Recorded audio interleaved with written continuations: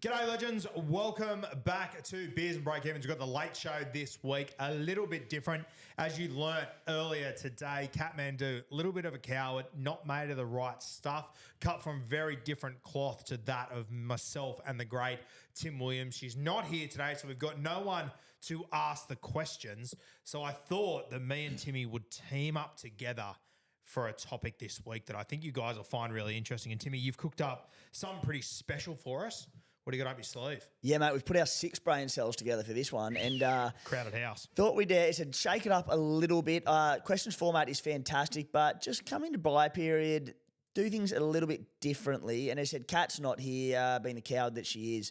So what we're going to do is, it's the late show, mate. We like to get a bit weird, a little bit different. So what's more different than looking at super pods for the buy period? Oh, daddy. We are looking at the sub 3% ownership players ranked amongst the top 10% overall. So, look, we look at pods, sub 15, 20%, and players that will probably grow in ownership, and they're great. These are the players that if you want to get a little bit risque and take a little bit of a gamble on them, you can soar up the leaderboard. And I've just had a look through a few of them, and there's a ton of them that you can go with. So we're going to have a little bit of a look, mate. I am very excited about this, Timmy. Just having a quick look through this list. Nathan Cleary, 4.1%. Hello. Big Potterella. Timmy, where do you want to start, mate? You take us away. You direct. I'm doing the 1s and 2s here, just trying to keep my head above water, like scenes out of Titanic over here. You lead the ship, mate. What do you got for us? Dylan Lucas, 1.8% ownership. Newcastle Knights. He plays around the Knights, having had the bye last week, have, arguably the best bye schedule of all teams for the time being. Plays round 13 and round 19, so 2 of the major bye rounds and all of the mini bye rounds. 61 point per game average, 49 base per game, which is outstanding, especially considering, let me just double check, but might have played a few games off bench. Mate, he's played 2 games that were sub 80 minutes. In those games, he's based 43. Yeah. And 27. So just having a look at all of his base stats in games that he's played 80 minutes, 50, 60, 55, 46, 65, 60, 46, 41. I reckon you're looking at an average of about 53, 54 around that mark. So absolutely golden. And he's played 80 minutes for the last 8 weeks in a row or something? Yeah, so it looks like, reading between the lines, and we'll certainly get an idea of it this weekend, but I know last week, 2 weeks ago for the Storm, 2 games ago for the Knights, Pierce Paul got moved to the bench and they were sort of easing him, giving him a bit of a rest after playing big minutes all year. But certainly last game that they played, Dylan Lucas, Pierce Paul started, both played 80, and Tyson Frizzell came on off the bench where he's been named this week and used as a middle. So, mate, I think job security, it's all but locked in, isn't it? I don't have the numbers in front of me also, Timmy, but I would suggest... I know that a number of times throughout this year he's moved to centre to cover injuries as well. So I reckon those base stats are even lower than the reality that they are. But that is the punt you take with Lucas. The one outside back injury, Frizzell goes into that spot. He goes out to the edge. Even then, he's still playing 80 minutes. So it's not the end of the world. Not the end of the world. No, that's the only gamble you take. But, mate, I know for a fact he's done that during this period and he's still averaging 60. I know. And, sorry, the big fact I forgot to mention, he's dual 2RF CT dub. Oh, boy. Invaluable. Mate, next on the list, a bloke we've mentioned a few times. I'm stunned he's still at the ownership that he is. And you'll have heard of these players, but from Supercoach context, probably not very often. This bloke you would have, and it's Dane Gagai. And I had to add him in. He's still at 2.2% ownership, averaging 64 points per game this season. Again, plays round 13 and 19, all the mini buy rounds. He is basing 39 per game, close to the best in the game for CT dubs. He's only, in terms of major attacking stats this season, 2 tries and 1 try assist, very minimal. He's had double points in tackle breaks, all bar 2 games this season. That's a minimum of 5 tackle breaks per game. He's had 5 line breaks. He's had 0 line break assists, which is mental. He had 10 last year. The only downside to him, and I would be so tempted to buy him this week, your boy Jacko Hastings took over the goal kicking last game, which was the major factor in really wanting him. I still like him, but with the goal kicking gone, that hurts a bit. It does hurt a bit. I think a positive for Gagai, I really like that he's going to have Cogger on his side over the next few months. I think that helps him, but obviously the goal kicking, you're automatically losing points there without a doubt. As always, mate, I think he's a good option. You look over the last 4 weeks, 89, 62, 58, 68, only one try in that period. So Gags can play, no doubt about it. I had him last year, was very, very happy with him. Who's next, Timbo? Scotty too hottie, Scotty Sorensen. He is bottoming out nicely in time for the bye period. Unfortunately, and he's a bloke that I was relatively keen on, just doesn't have a great bye period schedule. The Panthers only play round 13 of the major bye rounds. Does cover all the minis, so that's good. But look, he's at 0.3% ownership at 563K. He averaged 66 points per game last year. I never owned him because we were sort of waiting for him to go back to the middle or play lesser minutes, and he was just an 80-minute man on the edge pretty well all year, or for a lot of last year, I should say, for the Panthers. And now with Liam Martin on Origin duty with injury concerns, like I don't think he backs up from Origin. We'll miss a lot of action. So Scotty could be close to an 80-minute man throughout this period. And at that price, mate, I think he's a real sneaky buy. Really interesting, Scotty. I always look at him from a Supercoach point of view and think I'd love to have him, but I just don't know if I ever will, to be honest with you. But if he was playing around 16 or 19 and offered coverage there, I reckon I'd do it, especially in a 2RF position that's really poor at the moment, especially when you consider like Crichton becomes a sell because of Origin. Dave Fafita, well, he's potentially dodged Origin as it stands. He has. David Fafita could be around 16 and 19 number, which would be remarkable. But I'm a bit like you, just because of the buy schedule, I can't do it. But yeah, I don't mind it. Head-to-head players, you could be a real go. Mate, can I chuck one in there, which comes with a little bit of risk, but I have just loved watching him play this year. Tommy Eisenhuth. He's at about 3.2%. He has got the dual position. When he's playing in that 13 jersey, over the last few weeks, his score when he's playing 13, 73, 46, 56, 56, 41, 79, 37 when he moved out to centre, 46 when he moved out to centre last week as well. My only problem is with Tommy Eisenhuth, and I've spoken about this a lot, is that as soon as there is an injury anywhere, he gets fucking fisted. Yeah. That's the big gamble you take. But, mate, games where he plays big minutes through the middle, the negative is whenever there's an outside backs injury, he gets shifted out. Whenever there's a forward injury, they look to him to play the bigger minutes. And you have a look a couple of weeks ago, he played 73 minutes for 72 base stats in a game the other day. Is absurd. Yeah, there's something there in Tommy Eisenhuth. He's at 3% because it is such a risk to take, 100%. Yeah. But one that I think is worth a shout. Yeah, apologies, Dragons fans, but I just find it so hard to go near any Dragons. Just because I feel like there's no attacking upside there unless your name's Zach Lomax, basically. Yep.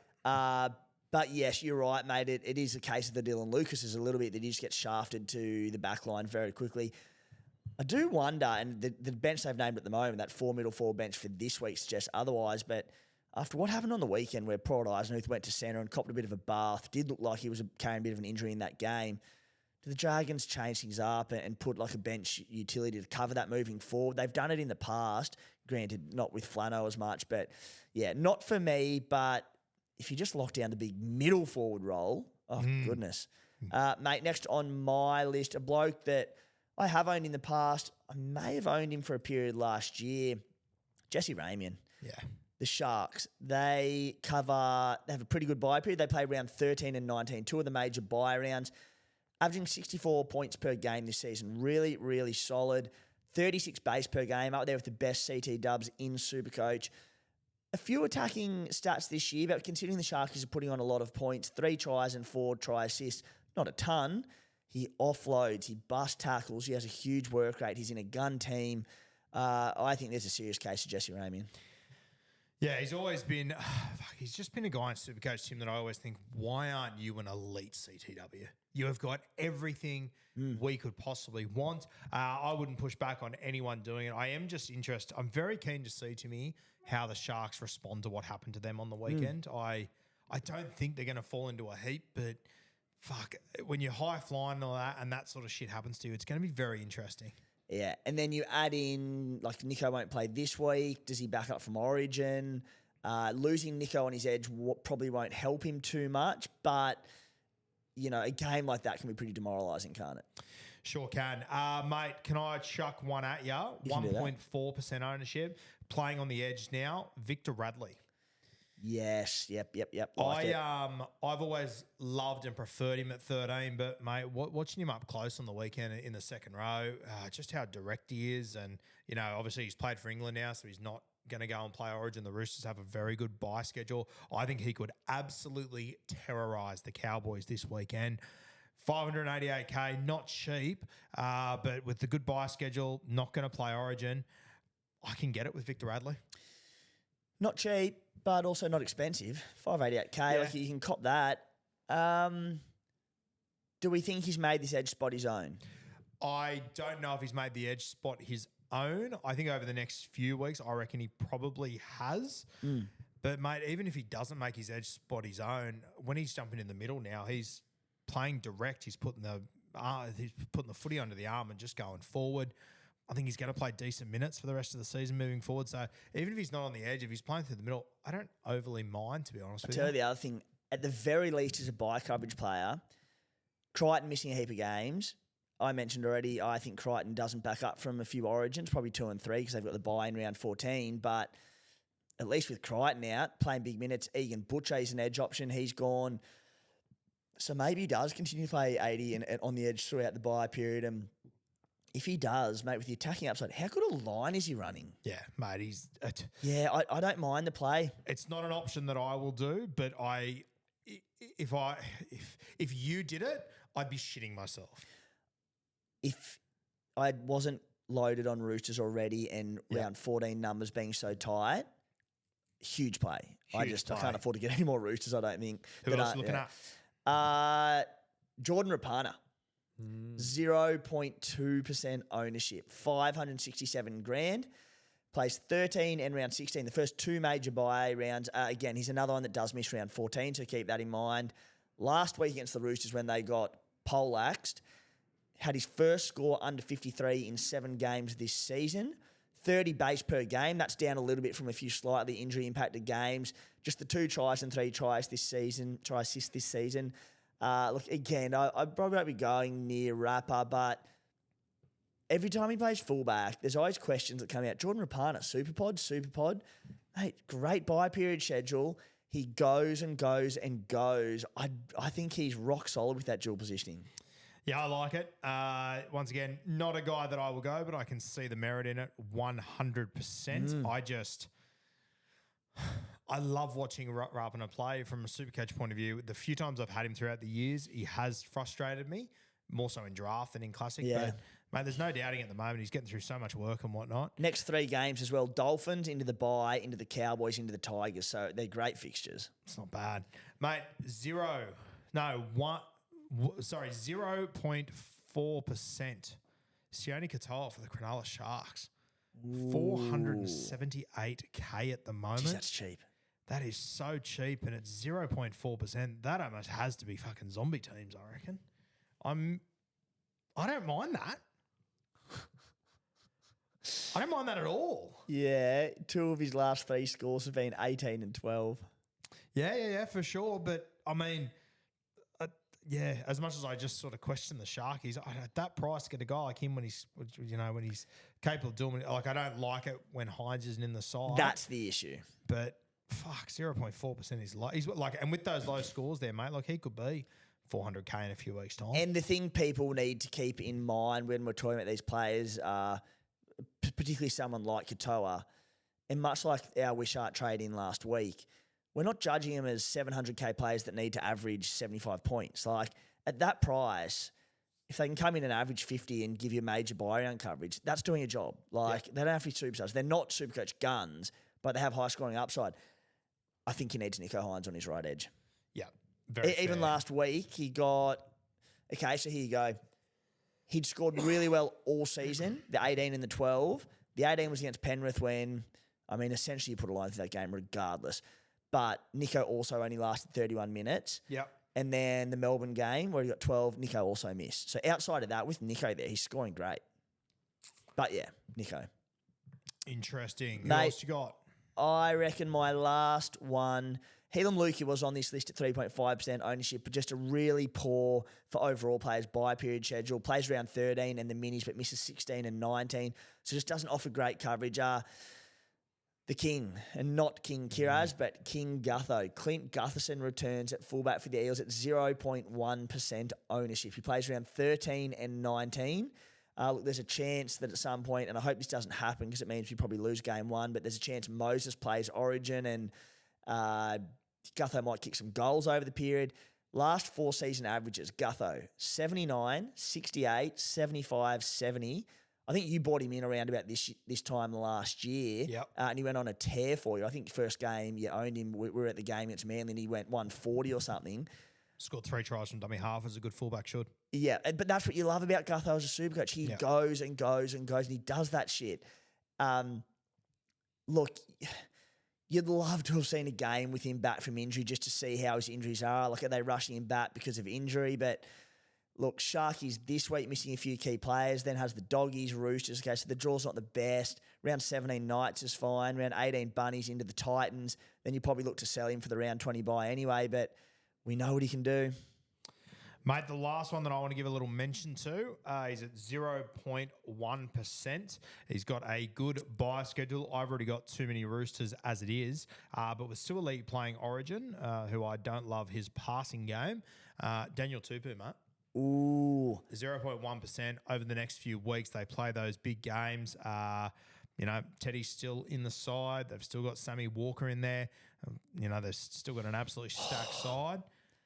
I can see some merit there. Once again, I don't want to talk for you, but I feel like we've got too many Roosters to probably do it. But I find that appealing. You know I'm a sucker for Daniel Tupou. Mate. Talk about blokes that I chat about every single year, and for whatever reason I don't end up getting him in. But his base is down a bit this year, 30 per game, which is still awesome. But we've seen him like 35 plus in the past. Yep. He's had a game against the Knights. He based 44 earlier in the year.